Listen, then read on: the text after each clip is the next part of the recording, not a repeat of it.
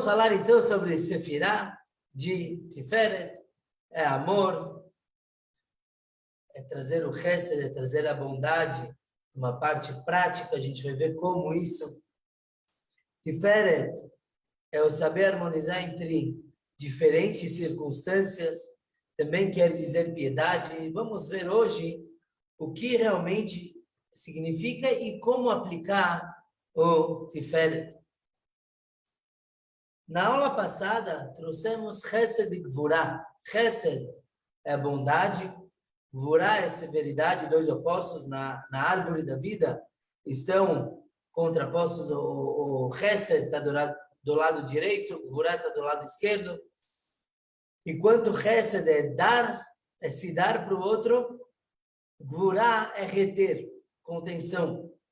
E aí tem as várias aplicações, falamos da aplicação positiva e negativa de cada um deles. Já Tiferet, na árvore, está um pouquinho abaixo, bem no meio. Na verdade, que não está exatamente no meio, ele está um pouquinho para a direita. O Tiferet, a harmonia, pende um pouco mais para a bondade, mas de forma geral, ela se encontra no meio e busca harmonizar bondade e severidade. Para a gente entender a necessidade do Tiferet, precisamos ver a falha das duas anteriores. Chesed, que é bondade, é dar sem escrúpulos. Quer dizer, eu dou sem pensar, eu dou para todo mundo, eu tenho uma conta bancária grande, eu dou para todo mundo que me pedir. Qual é a falha que tem aqui? Que às vezes uma pessoa pode pedir e por propósitos negativos. Vai saber o que ele vai fazer com o dinheiro. Às vezes a gente compra numa loja que sem pesquisar um pouquinho, porque a gente quer ajudar, e o dinheiro está indo para patrocinar coisas erradas, equivocadas. Já Gvurah é o contrário. Gvurah é severidade, contenção, mas se mal usado, a severidade vai impedir de dar para alguém que sim merece. Se eu sou severo demais, tá bom, eu vou negar para todo mundo, não vou dar tzedakah para ninguém, e aí alguém que sim merece tzedakah, que precisa daquele dinheiro para algo positivo, ele vai ficar sem e vai sair perdendo. Então, os dois têm um problema, tanto o Chesed como o Gvurah tem uma falha se for mal utilizada. E para isso temos Tiferet. Tiferet é exatamente a balança que sabe medir entre a forma correta de usar e a forma errada.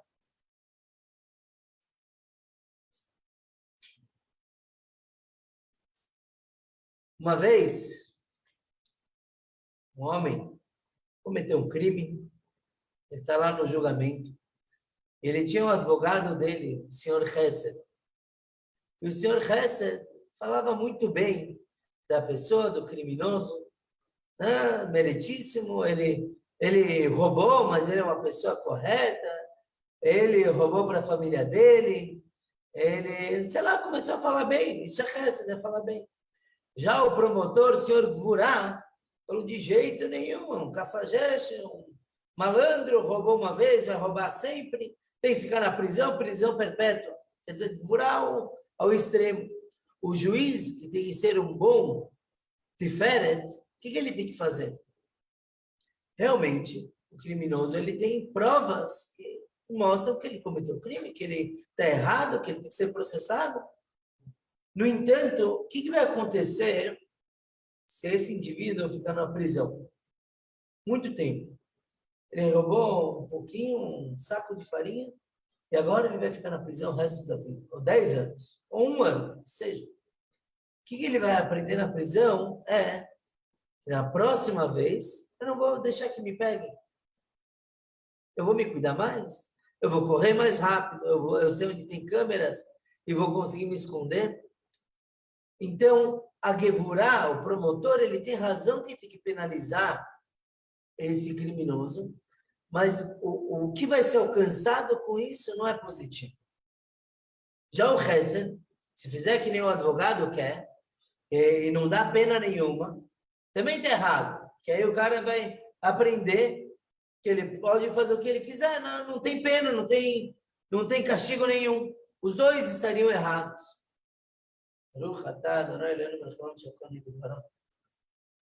Amém.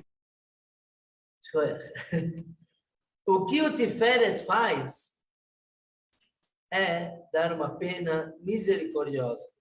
Não uma pena justa, mas pensando no futuro. A pena pelo roubo dele, ele roubou R$1.000, então ele tem que passar 1 ano e meio. Só que eu vejo que o que eu vou alcançar com isso é negativo demais. Não só que o cara não vai aprender o certo, pelo contrário, ele pode aprender errado. Então, eu vou penalizar ele com serviços sociais ao público, ou uma pena, ele tem que pagar tantas cestas básicas. Eu sei que existe esse tipo de pena aqui no Brasil. Por que isso? Qual é a lógica disso? Ele cometeu um crime, ele tem que ser preso? Não, não necessariamente. Apesar que pela lei, sim. Mas o que eu vou alcançar com isso é muito negativo. Então, vamos perceber que tanto Hesed como Gvurá são imediatistas. Eu me sinto no momento de Hesed, eu vou dar sem parar. Eu sinto Gvurá, eu vou fechar a mão. Já Tiferet é pensar sempre no objetivo, onde eu vou alcançar, o que eu quero com isso.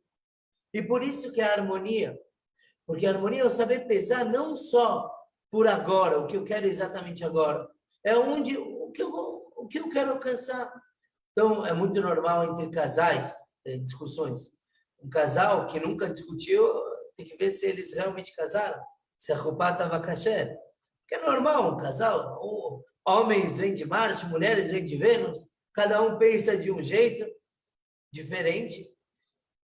O que se quer numa discussão entre casais, entre o marido e mulher, não é que um saia vitorioso. Existe isso.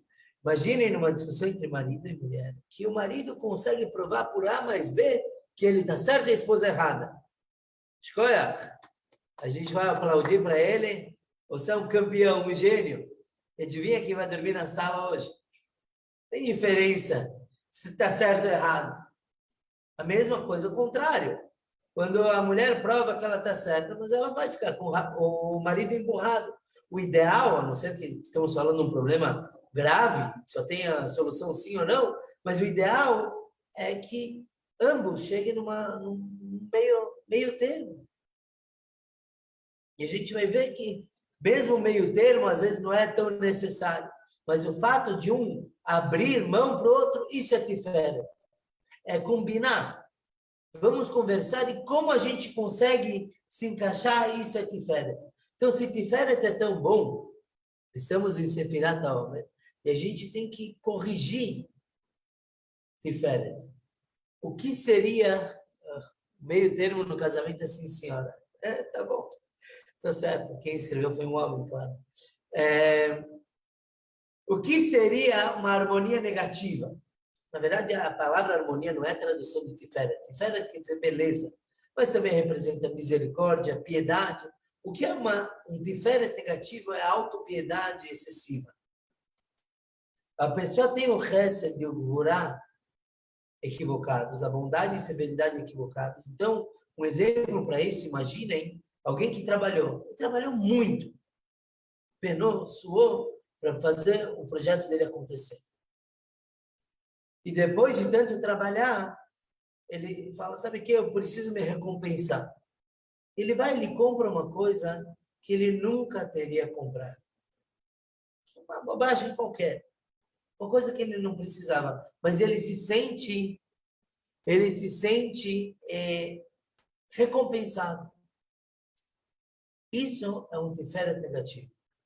Por quê? Porque, por um lado, ele sente que ele precisa dar, precisa ter uma recompensa, mas, por outro, ele se limitou a uma coisa profana para ele. Uma coisa que não era necessária. O tiferet negativo é quando uma pessoa tem pena demais de si mesma. A gente vê isso muito em crianças, que a criança, mesmo quando ela faz uma coisa errada, e você explica para ela, dá uma bronca, explica que ela está errada, que ela não deveria ter feito tal coisa, ainda assim ela sai chorando como se tivesse apanhado injustamente. Por quê? Porque uma criança não tem o tiferet amadurecido. Então, ele usa a autopiedade dessa forma. Eu me sinto mal. Tudo bem que eu estou errado, que eu quebrei o vaso da mamãe, quebrei o computador do papai. Não tem a ver, eu sou coitado, eu sou vítima. Isso é o Tiferet mal aplicado. Então, quando a gente vê uma pessoa que acha que ela é vítima do mundo, de tudo o que acontece, geralmente a característica Tiferet dele precisa ser aprimorada. Uma outra coisa que tem a ver com o Tiferet, vem de beleza, é a vaidade. Tem a doutora Daiane aqui, que mexe com plástica, vai falar, mas peraí, se acabar com a vaidade no mundo, onde que a gente vai? O que eu vou fazer? O que eu vou trabalhar? Então, um pouco de vaidade é importante. Consta na Halachá que uma pessoa não pode andar schlepper, toda jogada. Tem que se cuidar, tem que ter boa aparência. Se uma pessoa não consegue se ver no espelho por algum motivo, se sente muito mal, tem que fazer um tratamento? Claro que sim. O problema na vaidade profana, e usando as palavras da própria doutora Daiane, ela contou que às vezes vem pessoas com pedidos completamente fora da caixa. Quer ficar com um lábio enorme, uma coisa que não encaixa. Pelo contrário, a pessoa está tão vaidosa que ela não consegue ver o absurdo do que ela está pedindo.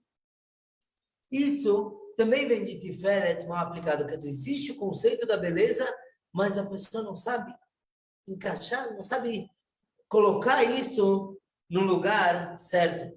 Interessante que a vaidade é diferente de orgulho. Nas características, de acordo com a Kabbalah, orgulho quer dizer o quê? Pela Kabbalah, orgulho, a fonte do orgulho é o fogo. O fogo está sempre se elevando, e uma pessoa extremamente orgulhosa se sente mais elevada do que os demais. Mas o orgulho quer dizer a pessoa que ela tem alguma coisa e se orgulha daquilo. Então, uma pessoa que é muito rica, ele se orgulha da sua riqueza. A gente sabe quão tolo isso é. Por quê? Porque a riqueza está na mão de Hashem. Hoje a pessoa tem, amanhã vai saber. Uma pessoa que é muito inteligente. Ele se orgulha disso. Espera aí, o que você estudou é pela tua capacidade que Deus te deu. Mas isso vem do fogo. A vaidade é muito pior. A fonte da vaidade, nos 4 elementos, temos ar, terra, fogo e água.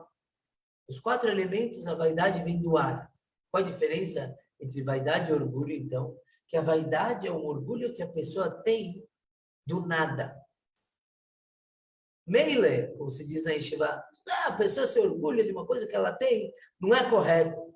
Mas uma pessoa que se orgulha do nada, é um pavão, ele anda com o peito estufado, essa é a vaidade pior do que orgulho, que é a vaidade que vem do Tiferet. O que quer dizer peito estufado? A gente vê uma pessoa se achando o máximo, andando na rua, do que ele está cheio? De ar. É o peito estufado de ar. Quer dizer, a pessoa não tem nada, mas ele anda como se fosse o maioral. Isso que a gente busca corrigir em Sfirat HaOmer. Quando a pessoa vê, peraí, eu me orgulho tanto, mas será que eu realmente tenho do que me orgulhar? Óbvio, o orgulho também não é uma coisa negativa. Tudo, no judaísmo, a gente pode olhar os dois lados, positivo e negativo. O orgulho de ser judeu, o orgulho de ser uma boa pessoa, o orgulho de... Você não consegue influenciar o mundo se não tiver um pico de orgulho. É importante. Mas tem que ser algo com propósito, algo com objetivo, algo com constância. Não a vaidade interessante. A gente acabou de sair de Pesach. Pesach, nós não comemos hametz. Comemos matzá. O que é o hametz? É o pão, o fermento.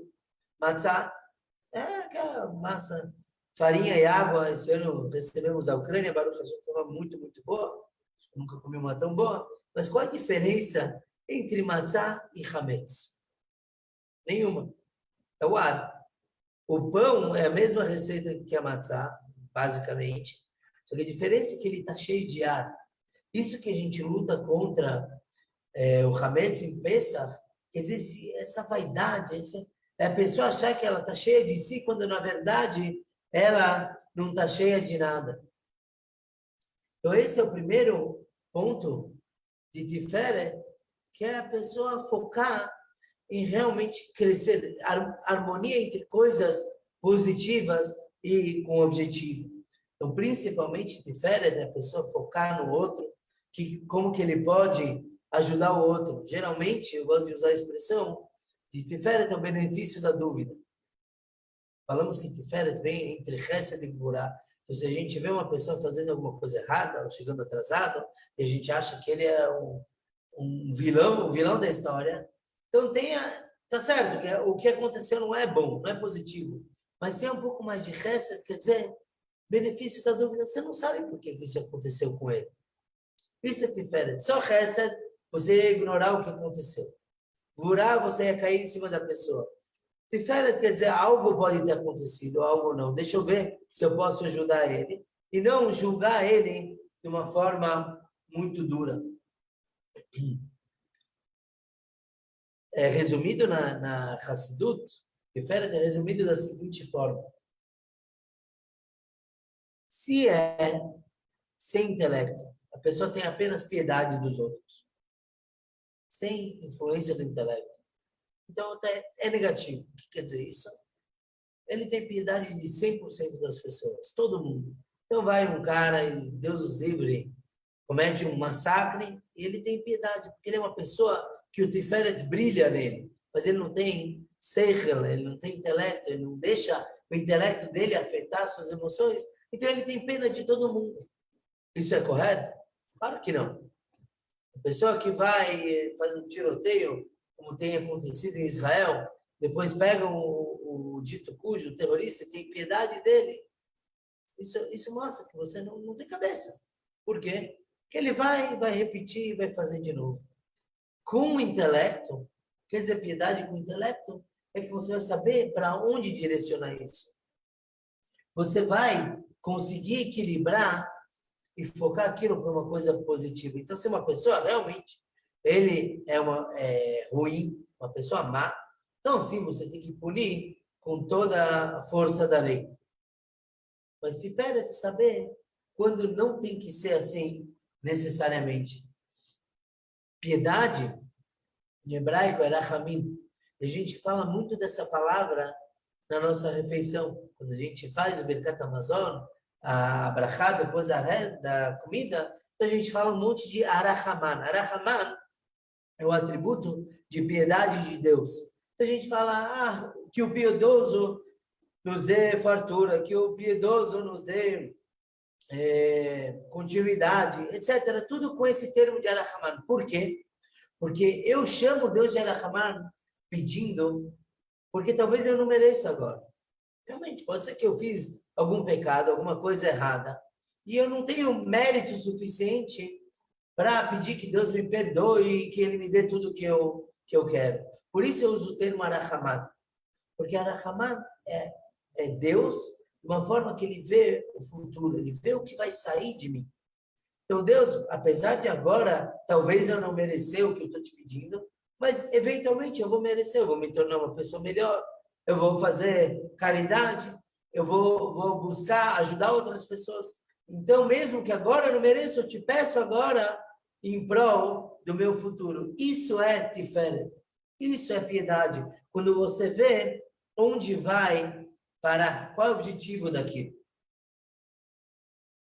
Para demonstrar a diferença entre as 3 primeiras sefirot, Chesed, bondade, Gvurah, severidade, e Tiferet, a beleza e o equilíbrio, vale a pena a gente trazer um exemplo um pouco mais elevado de uma aula. O que é uma aula? As pessoas estão agora no shiur, escutando, aprendendo conceitos ou que já conheciam, ou novos. E em uma aula existe a forma de dar Chesed. O que quer dizer? Falando sobre Tiferet, é eu pegar o livro e começar a ler um monte de informações. Um monte de coisas sobre Tiferet. O que está na Kabbalah, no Zohar, tem tudo isso aqui. Mas o que eu vou ganhar com isso é que ninguém vai entender nada. Por quê? Porque são revelações. Às vezes eu acho que nem eu vou entender para preparar. Mas tudo bem. O que quer dizer? Você ensinar com Chesed é você abrir a boca e contar tudo, despejar tudo. Então imagine numa aula de física, do primeiro colegial, sei que já mudou o termo hoje, mas eu sou antiquado, eu uso ainda os termos Quando eu estava na escola, então o professor de física no primeiro colegial já vai trazer todas as equações de física quântica, isso e aquilo, um monte de coisa. Os alunos não vão entender nada. Por quê? Porque é coisa demais. Ah, o professor está ensinando, o professor está passando, transmitindo aquilo, só que os alunos, eles não são kelim, eles não são recipientes para abraçar tanta informação. Então, aquilo acaba fazendo o que é chamado na Hassidut de shvirat kelim. Se quebram os utensílios. Quer dizer, o aluno, ele vai sair da aula sabendo que ele sabe menos ainda, não sabe nada. E ele vai, eventualmente, ele pode achar que ele é o burro.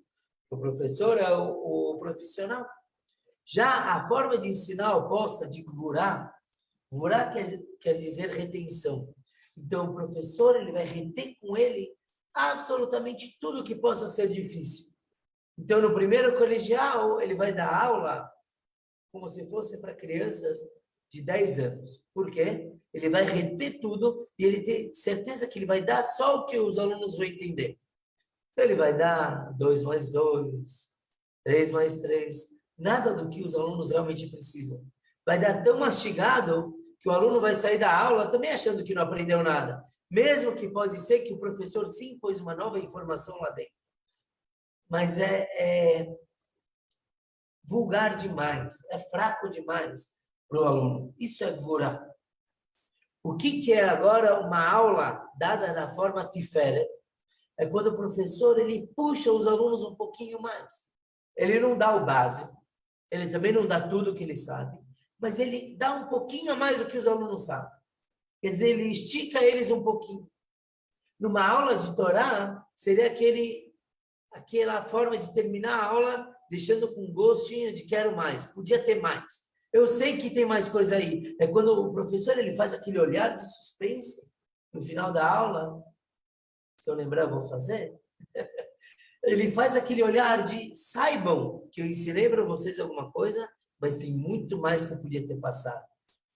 E aí o aluno, ele sai realizado, porque ele aprendeu e ele sabe que ele tem onde chegar. Também está escrito, ten lachacham leachkim. Você tem que dar para o sábio, para ele ficar mais sábio. O que quer dizer isso? É você dar uma informação e você faz com que ele mergulhe naquilo e ele seja mais inteligente por si só. Ten lachacham leachkim. Dá para ele e ele vai se fazer mais inteligente. Isso é tiferet. Enquanto que Chesed e Gvurá é simplesmente despejar tudo, jorrar tudo para aquele momento, Tiferet é o professor que está pensando mais além. É o professor que ele sente na sua aula, que ele vai falar, mas os alunos vão sair da aula e pesquisar um pouquinho mais, ou conversar sobre isso, ou pensar sobre isso. Quer dizer, ele faz aquilo ter uma progressão. Essa é a característica principal de Tiferet, uma coisa que tem continuidade e não apenas o que está lá somente.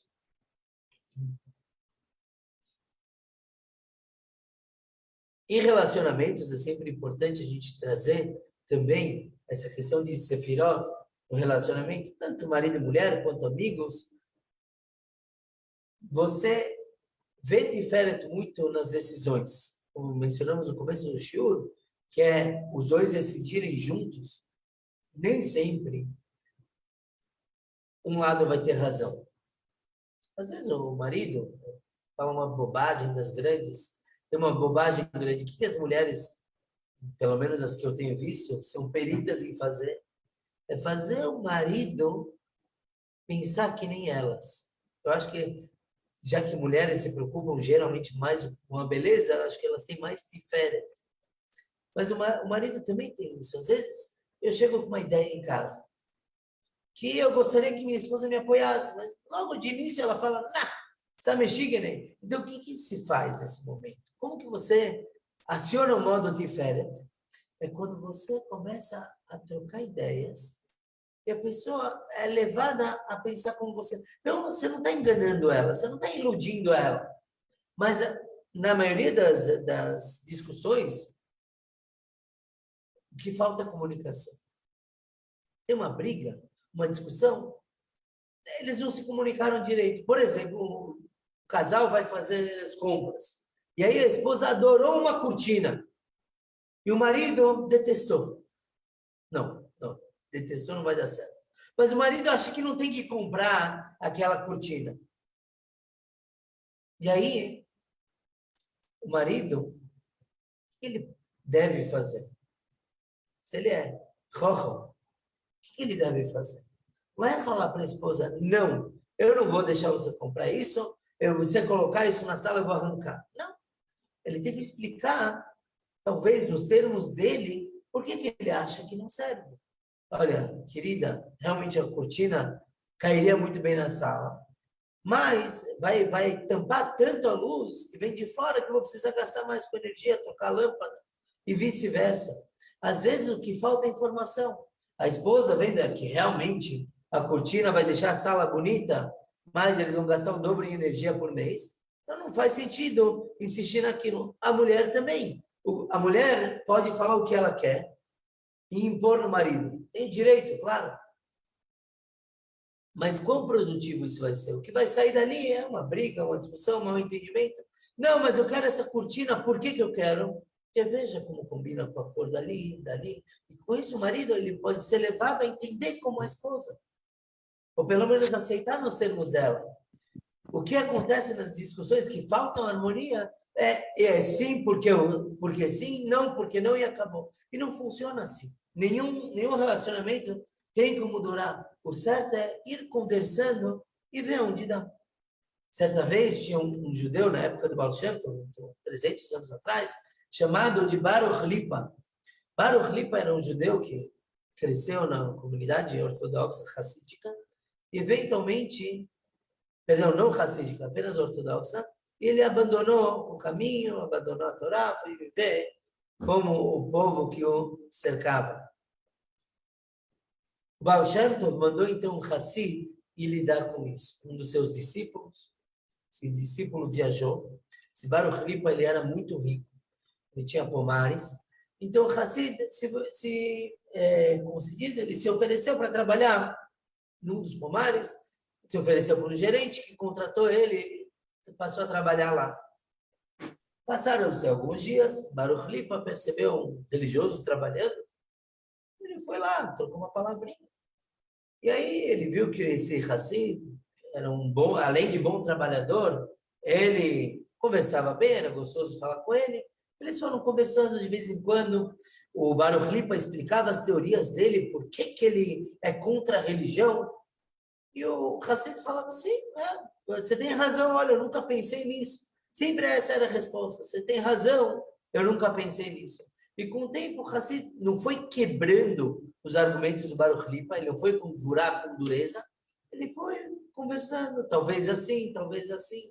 Ele foi dando pérolas e frases curtas para ir mudando esse Baruch Lipa.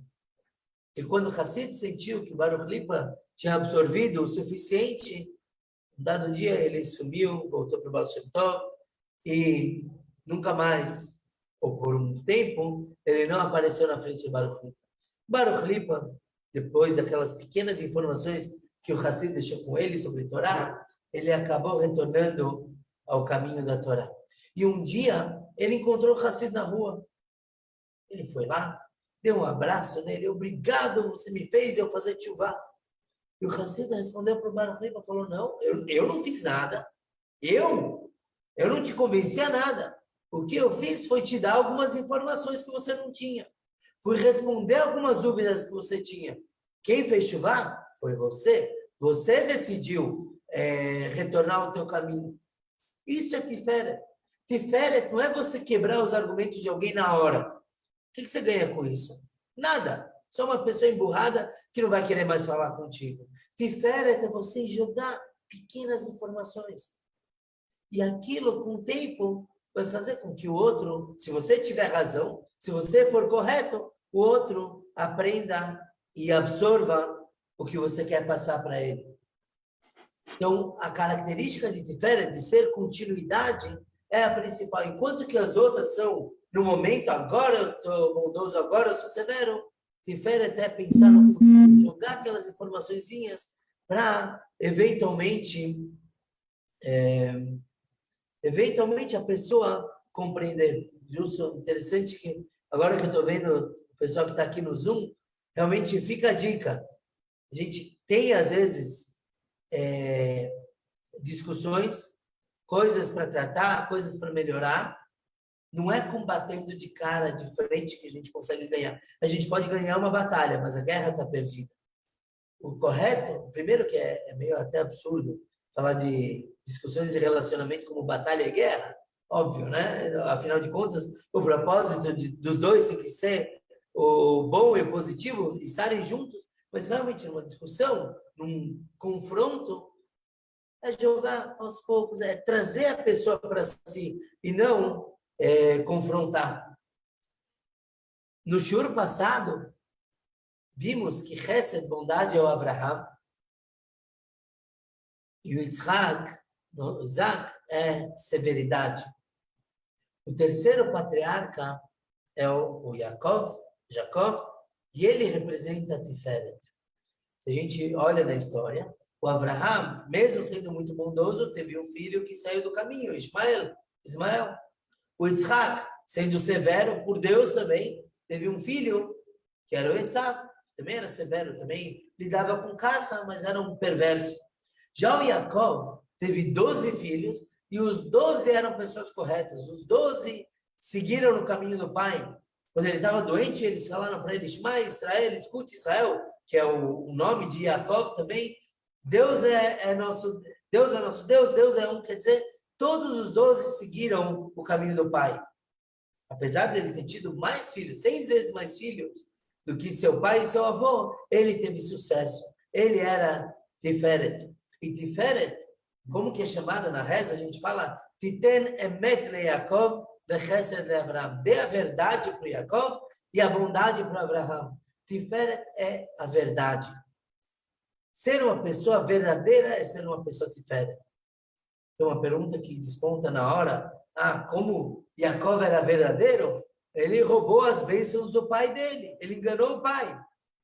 Eu não vou responder isso agora, porque se Deus quiser, o shiur que tivermos sobre isso vai ser postado ainda essa semana. E lá está respondido por que ele pegou as bênçãos do pai. Depois de assistir o shiur, realmente vão ver que tem a ver com a verdade. Ele fez a verdade roubando do pai dele. Mas espera. Ser verdadeiro é falar a verdade? Sempre? Essa era uma das perguntas do shiur. Verdade é sempre verdade? Mentira é sempre mentira? Imagine a seguinte cena. A gente está em casa. Quem mora em apartamento não tem como imaginar, porque isso não tem como acontecer. Mas você está numa casa e de repente entra um cara correndo, me ajuda, me esconde, pelo amor de Deus, querem me matar. Então você fala para o cara, parece gente boa, veio desarmado, você fala para ele, entra aqui embaixo da cama, fica em silêncio.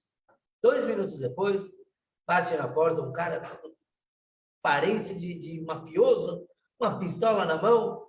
Você viu tal sujeito passando por aqui, uma roupa tal? E aí, eu como uma pessoa verdadeira, está escrito na Torá, Midvar Sheker Tirchak, se afaste da mentira. Então, o que eu vou fazer? Tá lá, tá embaixo da cama. Pá! Acabou a vida do cara. Isso é ser verdadeiro? Uma verdade que ela tem fim não é uma verdade. A verdade é eterna. Quer dizer, a minha verdade culminou na morte do cara, daquele fugitivo. Isso não é ser verdadeiro, ou talvez isso é ser verdadeiro sem cabeça. Tem que pensar um pouquinho. O que vai acontecer? Então, o certo é, o mafioso me perguntou se eu vi. Não, foi por ali, foi direto. E assim causar que o outro indivíduo continue vivendo. Isso é verdade, isso é Tiferet, é continuidade. É você proporcionar continuidade nos teus alunos, levando o ensinamento à frente, sendo mais inteligentes. No relacionamento, levar o relacionamento adiante. Não, eu bati no peito, eu tenho razão, convenci minha esposa que eu tenho razão e ela não fala mais nada. Dia seguinte a gente se vê no tribunal de divórcios. Escolha, muito verdadeiro. Óbvio que não. verdade, às vezes desviar um pouco da verdade, óbvio que com propósitos elevados, para salvar a vida de alguém, para salvar um casamento. Também depende do tamanho da mentira. Isso quer dizer usar o bom senso, mas a gente vê na Torá, na própria Torá. Estava lá os 3 anjos visitando o Abraham 3 dias depois da sua circuncisão. Eu não vou trazer toda a história aqui, mas é meio famosa essa história. Aí um dos anjos fala, cadê Abrão, cadê a Sará, sua esposa? O Abraham fala, ela está na tenda preparando a comida. Aí o anjo fala, o anjo vestido de visitante, ele fala para Abraham, saiba que daqui a 1 ano você vai ter filho. Aí a Sara, lá dentro, fala o seguinte, ela pensa o seguinte, eu vou ter filho? Eu já sequei, não vou mais ter filho. E meu marido é um velho. Isso que ela falou. Eu já sequei, não vou mais ter filho, e meu marido é um velho. Aí Deus chega para Abraham e fala para ele, por que tua esposa falou que ela já está velha? Eu não posso fazer milagres? Vamos prestar atenção. Sará falou que ela e o marido são velhos, e Deus fala para Abraham, só que ela é velha, que ela falou que ela é velha. Deus, não foi isso que Sará falou, mas realmente, para salvar um casamento, você pode omitir uma coisa que não seja tão importante. Ah, Deus mentiu para Abraão, Deus o Todo-Poderoso, da Torá e tudo mais, ele mentiu? Não, ele não mentiu, ele salvou o casamento de Abraão. Falou, olha, tua esposa falou que ela é velha, eu posso fazer milagres. E assim foi, no ano seguinte, eles tiveram um filho. Então, ser verdadeiro, harmonioso, é ser inteligente também. Tem gente que tem a vontade de sempre só falar a verdade. Existe uma mitzvah na Torá, da pessoa nunca mentir. Se conta de um ladrão, que ele foi para o rabino desesperado, falou, rabino, eu não consigo parar de roubar. O que eu posso fazer? Então o rabino falou para ele, não minta. Nunca mais minta. Se prometa que você não vai mentir. O ladrão não entendeu. Falou, o que tem a ver? Eu roubar é uma coisa, eu pegar coisas de alguém, e eu mentir é eu falar uma coisa. Outra coisa. Mas tá bom, o rabino falou que não era para ele mentir, ele resolveu que não vai mentir. E aí, quando ele foi roubar no dia seguinte, ele congelou. Peraí, alguém vai me perguntar de onde eu tenho isso? E eu não posso mentir, eu prometi que não vou mentir. Então, eu vou ter que falar que eu roubei, eu vou ser preso. E ele nunca mais roubou. Realmente é uma virtude a pessoa nunca mentir. Mas tem que saber que, às vezes, o que está em jogo, se é a vida de alguém, é bom. A vida é mais importante. Se é um casamento, depende do tamanho, não estamos falando de traições nem nada disso. Pequenas, como se diz, mentirinhas brancas, se é para salvar um casamento, que é um relacionamento que, na teoria, tem que durar para sempre. É para isso que a gente casa. Então, tá bom, não vi nada. Onde está? Quem quebrou o prato da casa, da cozinha? Não vi, não sei. Não vou falar que foi o marido. Isso é porque ser verdadeiro não é ser quadrado. Não é estar preso numa realidade. Não, a realidade muda o tempo todo. Tem que se adequar. A gente falou que Deus criou o mundo redondo, totalmente redondo, sem linhas retas. Falamos isso no show passado. Nós deixamos um pouquinho reto, mas não pode ser extremamente reto, que aí também não desce, não vai, desce só ralando. Quando a gente fala de educação, o rei Salomão falou, Hanoch lanar al pidarko, pegam ki yazkin lo yasur darko, esqueci a última palavra, e você deve educar um jovem, uma criança, de forma tal que quando ele crescer, ele não vai se separar, não vai se apartar do caminho. O que quer dizer isso? Que não existe a verdade absoluta para todo mundo. A verdade instantânea. Se eu tenho um filho que ele é muito delicado, não adianta eu mandar ele correr e fazer não sei o quê. E o outro que é agitado, não adianta eu mandar ele sentar e ficar pintando. Educação, isso vale para relacionamentos também. Educação não tem uma regra fixa e quadrada. A verdade, se quer educar com verdade, é saber que tem a realidade de um e de outro. O que o Jacob fez? Ele teve 12 filhos. E ele deu prioridade para um dos filhos, para o Yosef, José. Ele não era uma pessoa correta? Claro que era. Mas ele via que esse filho precisava dessa atenção. E por isso que ele teve sucesso. Porque ele não educou todo mundo numa bandeja só. Ele sabia que cada um tem sua realidade. Isso é ser verdade. Então, sim, verdade às vezes tem a ver com saber se adaptar. Verdade tem a ver com, às vezes, omitir alguma coisa, porque isso é pelo sucesso. Ah, e a pessoa fica pensando, mas espera, então agora eu vou começar a omitir tudo. Também dá errado. Que alguma hora, né? Está escrito na reza, a gente fala do Birkat Hamazon, sofre agora o Nishma. No final, tudo é escutado. Então, se a pessoa tem uma questão, não sei o que fazer. Se eu falar, vai dar errado, vamos brigar. Se eu não falar, uma hora vai descobrir, vamos brigar. Então, peraí. Faz o seguinte, segura a informação. Vai jogando um pouquinho, migalhas, como se diz. Olha, eu acho que vale a pena a gente fazer isso por tal motivo, um motivo mais básico, e com o tempo não vai ser necessário omitir, porque os dois vão ter chegado no caminho do meio. Essa é a verdadeira educação, isso é tiferet, isso é harmonia, isso é saber ter piedade, é saber usar chesed, gvurá, bondade e severidade da forma correta. Só vou pegar mais alguns minutinhos de vocês, porque eu quero viajar um pouquinho. Bem breve, para não confundir nossa cabeça, afinal de contas aprendemos que não dá para expor tudo e confundir todo mundo. Mas eu quero trazer um pouquinho, talvez, os níveis divinos que a gente traz em Hassidut, de Kabbalah. Existem dois tipos de luz no mundo, dois tipos de luz divina. Uma chamada de Memalé, é a luz de Deus que está aqui dentro da natureza, dentro do mundo, que é a forma como Deus nos dá tudo, como Ele rege o mundo. E tem Ora Sovev, a luz de Deus, como está em volta do mundo. A gente pode pensar no Memalé como alguma coisa, uma comida que a gente come que nos satisfaz por dentro, e no Sovev como uma roupa. A comida, ela se torna parte de nós, está aqui dentro. E a roupa, não importa quem ela está vestida, ela vai aquecer do mesmo jeito. Essa luz que está aqui dentro seria como comer arroz e feijão todo dia. Certo? Satisfaz, mas não tem muita graça. É Deus quando a gente não vê Deus. Quando a gente fala, poxa, eu faço tanta coisa, eu não vejo Deus, é esse Deus que está presente. A luz que está em volta é uma luz muito poderosa. É uma luz que, se Deus revelar para a gente deixa de existir naquele momento, de tão forte que é. Trouxemos outra vez o exemplo de um rei se revelando na frente de alguém. Essa pessoa, não importa se ele é ministro, se ele é um servo, se ele é um cidadão, ele perde a identidade dele porque esse rei é muito poderoso. Deus seria como Deus aparecendo para a gente do nada. A gente não tem capacidade de aguentar.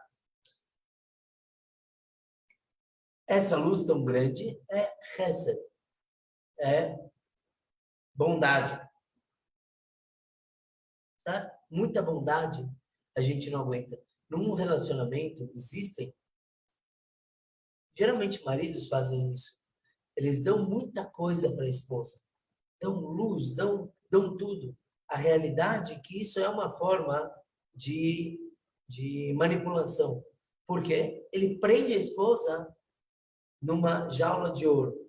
Quer dizer, ela não tem liberdade, ela tem tanta coisa, é tão bom o marido, que ela não consegue expor suas opiniões. Isso não é correto. Existe aquela jaula, que é um marido que ele é duro, que ele não dá nada para a esposa, que ele não é correto. Isso é mais ou menos a luz que está em volta do mundo, é muito poderosa, e por isso Deus não deixa a gente ver, e a luz de dentro, que é Gvurá, que é retida, Deus manda só o básico, pouquinho, e aquilo vai alimentando a gente, mas é que nem aquela aula basicona, não é legal. O nosso propósito nesse mundo é trazer essa luz magnífica que está fora aqui para dentro. É fazer o tiferet, é você saber juntar. Como que a gente faz isso? Quem sou eu para revelar Deus? Sim, somos muito. Nós, através das nossas mitzvot, das boas ações, tudo que a gente faz, a gente prepara o mundo para aguentar essa elevação, essa revelação. O mundo como ele está, naturalmente, ele não aguenta. Kabbalah explica que já houveram outros mundos que Deus pôs muita luz e o mundo não aguentou.